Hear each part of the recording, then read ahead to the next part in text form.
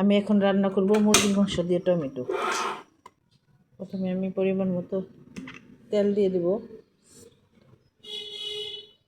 গরম হয়ে গেছে, এখন আমি দিয়ে দেব পেঁয়াজ কুচি।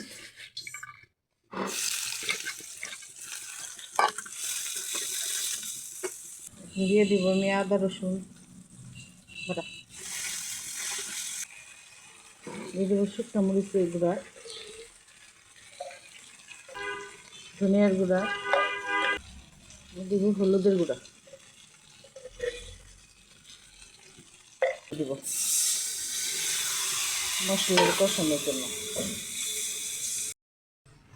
এখন আমি টমেটোগুলি ছেড়ে দিব। টমেটোগুলি দিয়ে ভালো করে কষে নেব,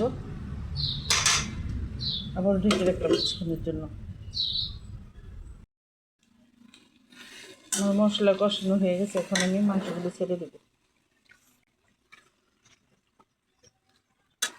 আমি এখন গরম মশলার গুঁড়া দিয়ে দিব।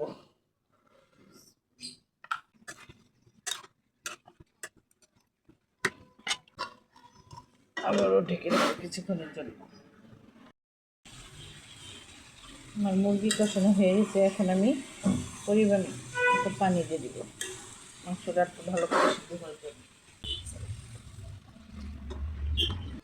এটা হচ্ছে দেশি মুরগি, একটু পানির পরিমাণ একটু বেশি দিতে হয়, গলবে না।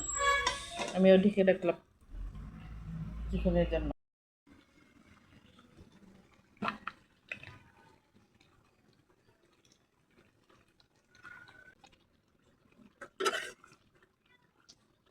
আমি চুলা থেকে নামিয়ে ফেলি। আল্লাহ হাফিজ।